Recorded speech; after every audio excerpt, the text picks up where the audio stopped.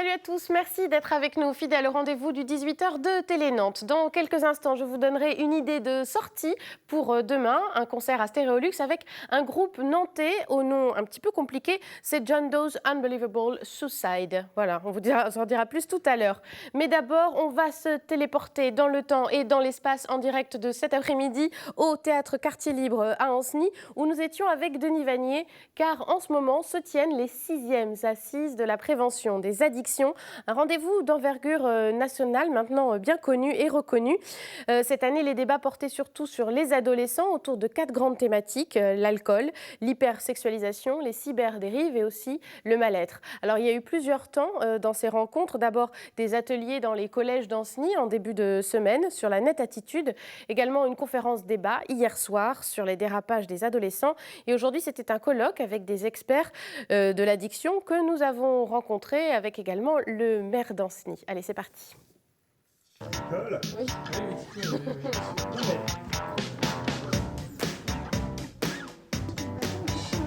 Voilà, nous sommes à Ancenis, au théâtre du Quartier Libre, où se tient toute la semaine des colloques sur la prévention des addictions. C'est le haut lieu de cette thématique, Ancenis, pour toute cette semaine au niveau national. Même avec, nous avons avec nous le président d'SOS Addiction. Alors cette année, vous avez choisi de concentrer surtout la thématique sur les adolescents, les addictions chez les adolescents.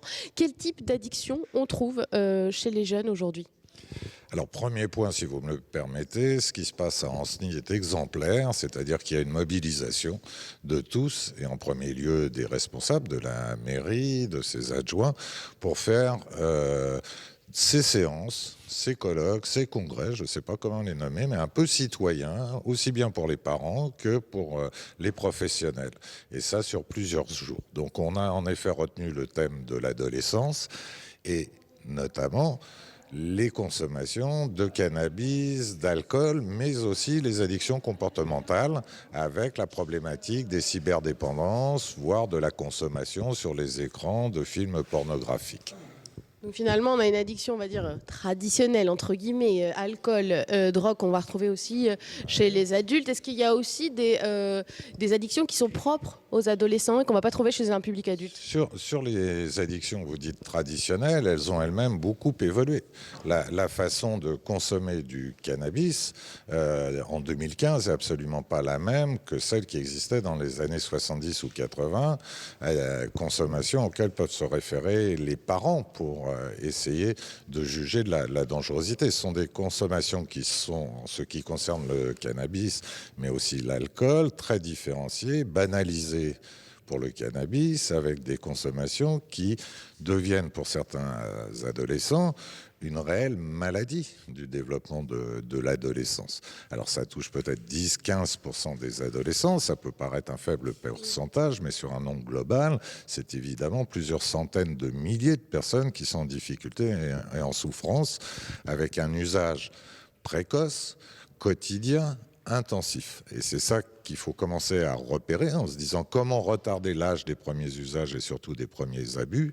Quels sont les conseils qu'on peut donner aux parents pour remarquer ce qui peut faire fonction positive en quelque sorte qui vont accrocher les adolescents à une consommation de cannabis, mais aussi parfois festive sur le mode du festif alcool. C'est le docteur Philippe Battel qui en parlera tout à l'heure, mais on voit bien que les consommations d'alcool des parents et grands-parents, quotidiennes, installées, classiques, ont été remplacées par des consommations discontinues, mais très intensives. Ce qu'on appelle le binge drinking. Que ça soit le cannabis, que ça soit les parents, il faut quand même aborder tout cela avec un peu d'humilité, c'est-à-dire déjà comprendre ce qui se passe, comprendre le feuilleton des addictions avec ces 3 épisodes, usage, abus, dépendance, pour ne pas se tromper de cible. Il y a des préventions à faire sur la consommation, il y a des actes à faire sur la dépendance. Donc c'est l'objet de ces journées de gagner en précision, de savoir comment repérer un certain nombre de signes, soit de dangerosité, soit de prévention secondaire, mais en tout cas d'être beaucoup plus précis et de sortir juste d'un discours un peu obscurantiste sur le bien, le mal au XXIe siècle. Comment, justement, quels sont ces signes-là, les signes de l'addiction ? À partir de quand on entre dans le domaine de l'addiction ? Alors, si on veut résumer, parce qu'évidemment les paramètres sont un peu pénibles à exposer, on pourrait dire que c'est lorsque le vouloir n'est plus pouvoir. Quand quelqu'un veut sortir de quelque chose et qu'il n'y arrive pas. Il va arrêter de fumer, il va arrêter de boire, mais la dépendance, au sens le plus neuroplomberie du terme, s'est installée. Il ne peut pas. Et on pourrait ajouter qu'en savoir n'aide pas plus à pouvoir changer le comportement. Savoir quoi? Savoir que ce qu'on fait n'est pas bon pour soi, n'est pas bon pour son année scolaire, n'est pas bon pour son futur. Et c'est là où le cerveau, et particulièrement le cerveau de l'adolescent, a sa fragilité. Entre un soulagement immédiat, entre un besoin immédiat et un risque futur, notre cerveau humain fera toujours choisir le petit soulagement immédiat, même s'il y a un grand risque futur. Et c'est ce qu'il faut comprendre dans le mécanisme des addictions, c'est qu'on n'est pas dans une histoire de volonté, d'amour, d'embêter les parents ou la société. Chacun fait ce qu'il peut avec sa tête après des années ou des mois de consommation. Est-ce qu'on observe aujourd'hui aussi une recrudescence des addictions, vu qu'il y en a de plus en plus possible? On l'a dit, il y a l'alcool, les drogues, aujourd'hui l'apparition aussi de la cyberdépendance, de la dépendance aux écrans, ce qui fait qu'aujourd'hui nos adolescents ils sont plus vulnérables qu'avant? Les adolescents sont certainement dans un monde plus quelque chose, plus actif, plus immédiat, plus demandeur, plus anxiogène aussi. Donc on peut considérer l'addiction comme une maladie du trop. C'est pas une maladie déficitaire, c'est une maladie qui va toucher des personnes qui vont être dans l'hypersensibilité, dans l'hyperactivité parfois ou l'hyperréactivité. Donc c'est une maladie, je dirais presque un appétit excessif. Et comment juguler, comment prévenir ces appétits excessifs sont les bonnes questions qu'on partage au colloque d'Ancenis, car il n'y a pas de réponse unique, si ce n'est peut-être d'être attentif, de comprendre ce qui se passe et de comprendre qu'il s'agit aussi d'une part neurocellulaire, une part quasiment neuromécanique. Donc, encore une fois, l'adolescent au XXIe siècle, il sait beaucoup plus de choses que l'adulte. C'est une inversion historique. Si les adultes, pour ne pas dire les personnes âgées, les vieux, ont encore le pouvoir, les jeunes, vous le savez bien, maintenant ont le savoir. Le nombre de parents à la maison qui disent que tu peux m'aider pour ça, pour toutes les hautes technologies. Mais c'est la même chose aussi sur la connaissance des produits, des substances et de leurs nouveaux usages. Donc c'est pour ça qu'on voudrait bâtir à Ancenis ou ailleurs, mais il y a cette très bonne dynamique à Ancenis, une école des parents pour commencer à informer réellement les parents des dangers, mais aussi des solutions possibles, des réductions des risques. On ne peut plus être obscurantiste sur un certain nombre de sujets. Vous voyez évidemment lequel je veux évoquer dans cette période tragique, mais disons aussi que sur le sujet des addictions, qui tue 130 000 personnes par an, on ne peut plus se contenter d'une morale qui est devenue immorale, c'est-à-dire une sorte de « il faut pas », de dire simplement non, parce que maintenant, il faut être efficace dans ce domaine et développer des stratégies de prévention, les évaluer, des stratégies de réduction des risques, les évaluer et commencer à en parler, si j'ose dire, sans passion débordante et sans idée politicienne derrière. Merci beaucoup, Monsieur Loewenstein. Merci à vous. Nous sommes à présent avec Philippe Battel, qui est spécialiste des questions d'alcool en tant que médecin addictologue. C'est un problème évidemment prégnant, l'alcool chez les jeunes, ça l'est de plus en plus. Alors, il y a longtemps que les jeunes expérimentent l'alcool. Ils font leur boulot de jeunes. Ils font leur boulot d'adolescents et qui un passage, pour le coup, physiologique obligé entre l'enfance et l'âge adulte et dans lequel on va faire des expériences. Et bien évidemment, l'alcool, produit hautement disponible et valorisé dans notre pays, est l'objet de ces expérimentations. Sur la question de savoir s'ils boivent plus, vraiment les scientifiques que nous sommes, on s'est penché sur la question, on a regardé ça de près. On sait que depuis 5 ou 6 ans, il y a une augmentation qui est au moins dans deux types. Un, l'augmentation de l'alcoolisation ponctuelle importante, ce qu'on appelle le binge drinking, c'est-à-dire le fait de boire plus de 5 verres en une occasion de boire. Et l'autre point important, c'est le fait que pendant très longtemps, on avait sur les comportements d'alcoolisation dans les pays d'Europe du Sud, en particulier producteurs de vin, une différence très importante entre les garçons et les filles dans les comportements d'alcoolisation. Et là, cette différence en France est en train peu à peu de se réduire. Donc il y a une augmentation, mais qui est au profit, plutôt au détriment des filles, et surtout sur ces alcoolisations ponctuelles. Dans ces domaines-là, on n'aimerait pas qu'il y ait d'égalité homme-femme, finalement. Ah non, on n'aimerait vraiment pas, parce qu'il n'y en a pas, justement. C'est ça le problème. C'est qu'il n'y a pas d'égalité parce qu'il y a physiologiquement, génétiquement, une vulnérabilité qui est très différente. À quantité d'alcool égale, une femme va développer des dommages beaucoup plus importants. D'abord, elle va avoir une alcoolémie qui va être plus élevée, donc une moins bonne tolérance, et puis une plus grande toxicité sur les tissus, qui est liée à la répartition des graisses. L'alcool, c'est un produit qui aime beaucoup l'eau et qui va se diffuser. Or, les femmes sont plus concentrées que les hommes et par conséquent, il va y avoir cette différence. Et que cette toxicité, elle fait qu'à même quantité d'alcool, vous avez une femme qui va développer une maladie alcoolique du foie ou un cancer de manière beaucoup plus fréquente, beaucoup plus rapide qu'un homme. Est-ce qu'on n'a pas aussi finalement une tolérance culturelle en France comme ailleurs, vous l'avez dit dans les pays producteurs de vin, à la consommation d'alcool? Et finalement, c'est ça aussi qu'il faut qu'on éduque aujourd'hui, que c'est pas anodin de boire de l'alcool. C'est compliqué parce que bien sûr qu'on a une tolérance culturelle au boire et au trop boire. En particulier la tolérance culturelle de l'ivresse. L'ivresse publique, elle est très mal vécue dans les pays du Nord. Vous ne pouvez pas être ivre-mort dans les rues de Londres. Ça ne va pas être possible. Non seulement vous allez avoir une contravention, mais moralement, ce n'est pas possible. En France, autour de cette question de la fête, autour de la question du lien social, et on voit combien les événements récents autour justement de l'alcool, ces gens qui se font descendre en terrasse un vendredi, c'est aussi l'identité de notre pays. C'est aussi quelque chose qui est du côté du plaisir partagé et de quelque chose qui est historique. Et qu'il y a vraiment, à mon avis, aussi une espèce de banalisation totale. À chaque fois, on a envie d'impressionner les gens, ou en tout cas de leur faire comprendre que l'alcool, ça tue 49 000 personnes par an. Mais on voit très bien que rien que ce chiffre-là n'a aucun impact sur les comportements. Alors que quand on vous dit qu'en France, par an, il y a 600 personnes qui meurent du cannabis, oh, mon Dieu, il faut être de plus en plus prohibitionniste, il faut faire très très attention, et bien évidemment, personne n'imaginerait améliorer l'accessibilité du cannabis dans notre pays. Et on voit bien que quand certains pensent le faire, il y a un vent debout contre eux. Alors qu'on vient d'assassiner une dernière fois la loi Evin par un petit tour de passe-passe parlementaire, avec un lobby alcoolier extrêmement puissant à l'Assemblée, sans que ça gêne personne. Quand Mme Bachelot a, dans un premier temps, fait quelque chose que nous on souhaitait, à savoir interdit la vente de l'alcool aux moins de 18 ans, symboliquement c'était important pour montrer que ce produit n'était pas anodin, et d'un autre côté, dans la même loi, elle a autorisé la vente de ce produit sur Internet, la publicité et la vente de ce produit sur Internet, alors qu'on sait parfaitement que c'est le média le plus regardé par les adolescents. Donc vraiment, on n'est pas clair en France sur ce produit. En quelques mots, quels conseils on pourrait donner aux parents aussi pour repérer des comportements addictifs de leurs enfants et peut-être même les prévenir si possible?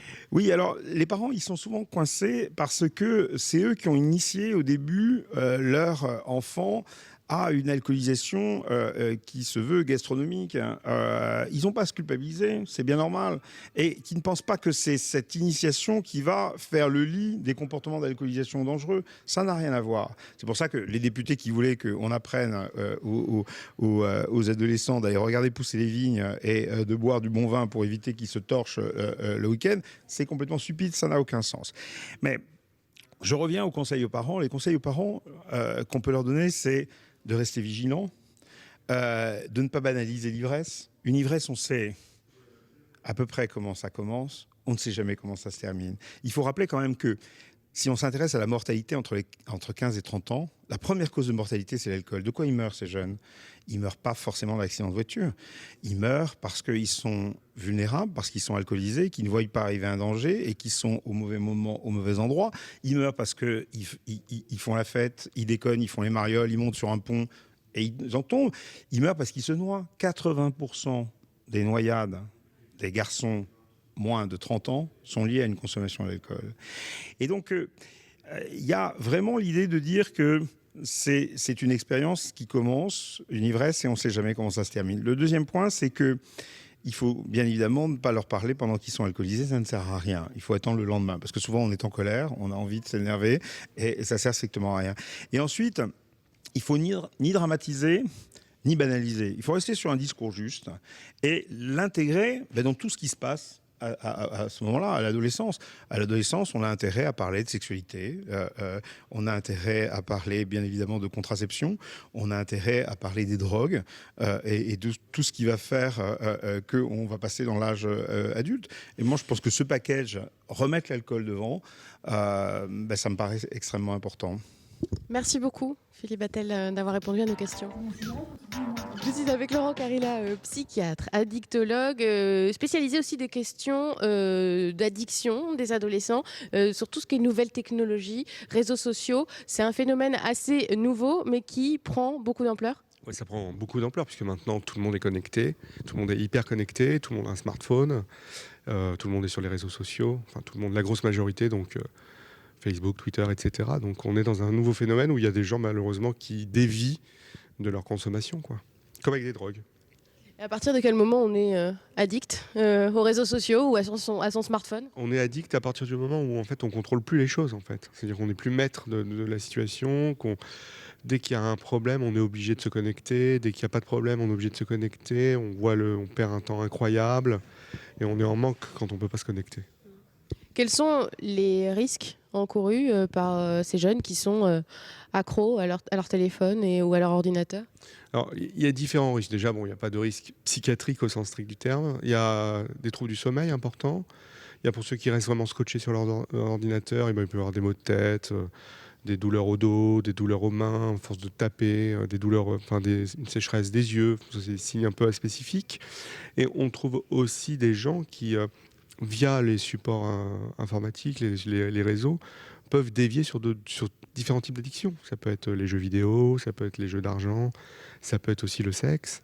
Et avec le sexe, il y a plein de choses, quoi. Le risque aussi, c'est peut-être de tomber sur des contenus non appropriés. Quand on est adolescent et qu'on surfe sur Internet, on peut tomber sur des choses qu'on ne devrait pas regarder. Oui, c'est ça. Au niveau sexe, si on prend la dynamique sexe, enfin la thématique sexe, on va dire, on peut tomber sur des contenus inappropriés. C'est via des pop-up, des messages comme ça, flash. Ça peut être aussi YouTube. Alors YouTube, c'est très contrôlé, mais on s'aperçoit qu'il peut y avoir des liens donnés dans les fils d'actualité. Sur Twitter, ça peut être pareil. Enfin, oui, on peut voir des images qu'on ne devrait pas voir. Parce qu'on parle beaucoup aussi c'est d'actualité, mais de la radicalisation qui serait faite aussi chez certains musulmans, par exemple, avec Internet. C'est une vraie chose, un vrai problème Je ne suis pas spécialisé à la question de la radicalisation, mais c'est vrai que maintenant, les réseaux sociaux, y a plein de choses qui se font. Le contact est beaucoup plus facile. Donc oui, ça peut être une des causes, mais je pense qu'il n'y a pas que cette cause-là pour ce problème-là. En quelques mots, quels conseils on pourrait donner aux parents qui auraient chez eux un enfant, un adolescent qui aurait des comportements aussi addictifs vis-à-vis de l'informatique ou du téléphone? Bon, déjà, ça fait partie de la vie, hein. L'ordinateur, la tablette, le smartphone, ça fait partie de la vie. Moi, je pense qu'il faut... ça dépend des choses, en fait, mais il faut un temps limité sur certaines choses. Ça ne sert à rien de rester des heures et des heures. Il ne faut pas couper les accès complètement, ça ne sert strictement à rien. Il faut plutôt essayer de contractualiser ça de manière cool avec son adolescent. Merci beaucoup. Merci. Ça fait plus de 10 ans que la commune d'Ancenis est mobilisée sur la question de la prévention des addictions. Ça s'est manifesté toute la semaine dans les collèges, les établissements scolaires de la commune. Il y a eu une grande conférence aussi hier au Théâtre du Quartier Libre. Comment se fait-il que la ville d'Ancenis est aussi mobilisée sur ces questions-là? Comment tout a commencé? De façon assez simple, parce que je l'ai dit hier soir... c'est pas une très grande commune, on est moins de 8000 habitants encore aujourd'hui, et en fait on a quotidiennement entre 5 et 6 000 élèves toute la semaine. Et j'avais été frappé, moi en tant que médecin, quand j'ai commencé à faire des conférences sur l'alcool notamment, du fait qu'un père pouvait, entre guillemets, mais c'est entre guillemets, féliciter son fils parce qu'il a pris sa première cuite, ou du moins ne pas lui faire remarquer que c'était quand même une entrée dans une addiction, ça peut être une entrée dans une addiction, et que s'il trouvait un gramme de cannabis dans son bureau, il le mettait à la porte.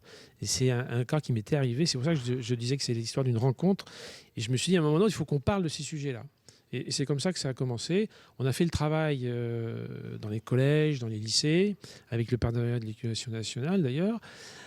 Après, il a bien fallu qu'on aille vers les parents qui, au début, n'étaient pas très réceptifs parce qu'ils ne se sentaient pas forcément concernés. Et au fil du temps, ils se sont sentis concernés. C'était le thème de la soirée d'hier soir, donc ça, c'est les parents. Et puis, l'histoire de ces assises, c'est qu'au milieu d'une semaine où on travaille avec les collégiens et les lycéens, on réunit aussi les professionnels. Dans le but qu'on avait cité au départ, en étant de dire, voilà, on est des communes pas très grandes, on a besoin d'avoir une espèce de trousse à outils, du savoir-faire pour se dire, voilà, puisque nous, on intervient un petit peu nous-mêmes, souvent nous-mêmes, comment on fait pour intervenir de façon efficace. Voilà. Et finalement, les choses se sont un peu développées. C'est devenu quelque chose qui est inscrit un petit peu dans le marbre maintenant tous les 2 ans, une biennale. Et il y a des professionnels qui viennent de la grande région. Et on a aussi des intervenants de qualité qui viennent de la France entière. Du coup, en une semaine, on arrive à regrouper l'essentiel de notre politique le résumé de notre politique de prévention. On peut la résumer sur cette semaine-là, sachant qu'on intervient toute l'année avec les collèges et les lycées. Alors, vous l'avez dit, c'est vrai que le point de départ, c'était aussi cette remarque de différence de traitement entre l'alcool et le cannabis. On est pourtant, c'est vrai, dans une région qui produit du vin. Il y a même les fameux coteaux d'Ancenis. Ça n'a pas été évident, j'imagine, d'aborder ces questions-là sur ce territoire. C'est-à-dire que, en dehors du fait de ce que j'ai dit, que finalement, l'alcool, c'est quelque chose de très convivial, c'est consommé de façon conviviale dans notre pays, c'est aussi une tradition. Les autres drogues qui sont apparues n'étaient pas une tradition. Donc cette espèce de confrontation entre ce qui est permis et ce qui n'est pas permis, sachant que l'alcool c'est quelque chose de permis, la cigarette aussi, le tabac aussi, et que les autres drogues sont des drogues illicites. Donc il y avait cette espèce d'injustice entre guillemets en se disant que finalement une drogue c'est une drogue, qu'elle soit licite ou pas licite, de toute façon elle produit les mêmes effets. Et de temps en temps, on sait bien que le tabac c'est une des drogues les plus addictives qui existent, et elle est pourtant licite. Alors, on parlait aussi avec M. Lovenstein de l'hypothèse d'une école des parents, et même pourquoi pas ici à Ancenis, puisqu'il y a une belle dynamique, disait-il. Est-ce que c'est quelque chose auquel vous pensez ? En fait, je le remercie. Il l'a signalé hier soir devant les parents. C'est vrai qu'on invite les parents une fois par an, parce qu'on a une soirée aussi en dehors de la biennale, on a une soirée qui est consacrée aux parents. Mais on se disait, le rôle des parents est tellement important que ce serait sans doute une bonne idée que de se dire, voilà, on consacre du temps, une semaine, à faire des ateliers avec les parents, pour ceux qui seraient volontaires, sur ces sujets-là. Parce que ce n'est pas une soirée où 450 personnes sont réunies, avec une petite dizaine d'intervenants, que toutes les questions peuvent être posées, que les pratiques peuvent être abordées. Donc c'est un petit peu compliqué. Si on en a les moyens, on va tâcher d'avancer là-dessus. Merci beaucoup, monsieur le maire. Oui, et merci à tous les intervenants qui ont accepté de répondre à nos questions sur cette thématique assez passionnante des addictions. Rendez-vous dans 2 ans, vous l'aurez compris, pour les prochaines assises de la prévention des addictions à Ancenis. Plus près de nous, il y a un concert demain soir. C'est à Stéréolux et c'est Loulou Doyon qui est à l'affiche. C'est l'autre fille de Jane Birkin, la sœur de Charlotte Gainsbourg, également comédienne et chanteuse. Elle est sur la scène de Stéréolux demain, le 20 novembre à 20h. Mais en première partie, il y a les petits Nantais d'un groupe qui s'appelle John Doe's Unbelievable Suicide. Ils sont en train de préparer un album qui devrait sortir en janvier 2016. Leur style, c'est du folk rock progressif. Et je vous propose de découvrir un clip qui était sorti en octobre dernier et qui s'appelle I Saw You Smoking There. Alors, il ne s'agit pas de moi car j'ai arrêté de fumer il y a 7 mois. C'est la fin des addictions. Regardez l'extrait de John Doe's Unbelievable Suicide.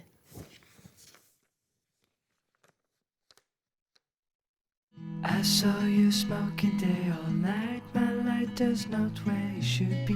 I won't spend the end of my life telling you, oh, you could have lived. Look at me. I finally beat this mountain. No, I'm feeling fine. I smell the trees.